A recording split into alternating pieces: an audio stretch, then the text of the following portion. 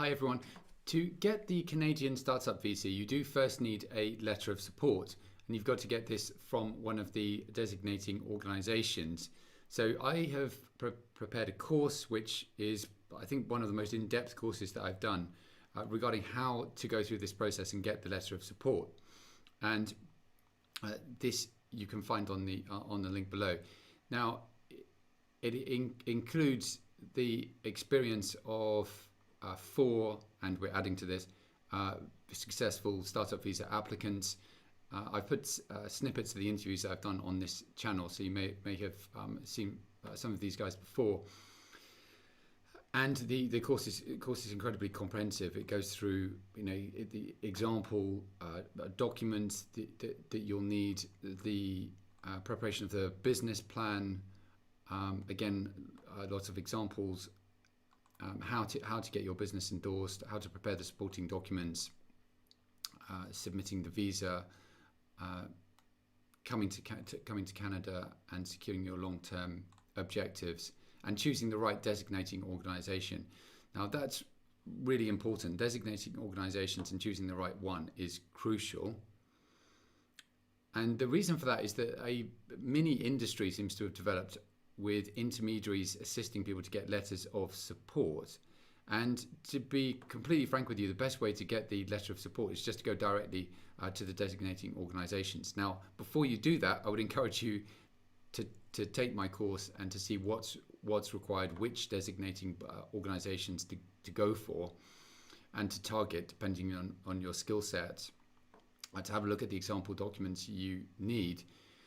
But I'd be very slow to go to one of these organisations. It may be that there are some good ones, but certainly the ones that I have come across are questionable. And I think the designating organisations that are working with them may not necessarily survive in the long term or be around next year, for example. And the idea is basically you're charged very significant sums of money, and you are effectively given the business idea, or you invest into a business, or you invest money and then you get money from an angel investor in return. Stay away from that. I would stay well clear of that. The process of securing a letter of support should be, and as the Canadian government envisaged, intended to capture people who have their own business idea and who have the sufficient merit to be able to attract an endorsement from a designating organisation. Now, that means that you have to go through certain steps, but generally the people who have been endorsed, as I say, if you just look at the 4 examples that I've done, the interviews on this channel, and these guys who I feature on the course, they've all done it off the back of their own business ideas, and they've done it on their own merit through the proper mechanisms. And I can tell you now that it's hard. It's not for everyone. There are other visa routes available within Canada, for example. You can apply under one of the owner-operator routes, or internationally there are other routes that do not impose such a high standard. But the Canadian Startup Visa itself is hard, and unlike most of the other international startup programs, for which I have courses, and again you can check those out at the links below, it does require you generally to have either some very strong form of market validation within Canada, or to actually have revenue and be up and running. Now, as I say, those, maybe you've heard of people who've got letters of support and they haven't had that, and they're going to be developing their idea within Canada. I'd be very, very cautious if I were you about those. So do pick the right body, the right designating organisation for your letter of support, and make sure that it's matched with your skill set. And as I say, I've covered that in great detail from within the course.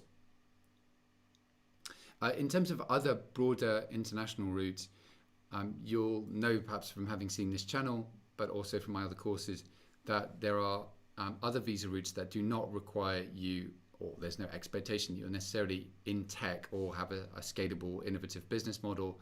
There are other visa routes internationally which allow you to be a freelancer or to have a business which is maybe more of a traditional one, which maybe isn't a digital business or isn't a tech business.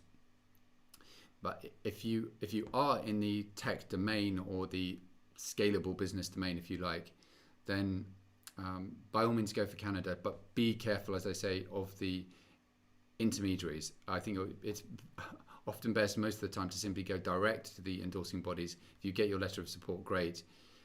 If you don't, then it may be that another route is better for you. If you do go to them, then do it on an informed basis. Check out the check out my course below on the subject first. But as I say, there may be other options for you internationally. I hope that's helpful. Have a great weekend. Please bear in mind that this video is for general information purposes. You should take legal advice if you want to speak with the Canadian attorney that I work with and that's had input into the course. Then feel free to do so. She is a authorized Canadian attorney, and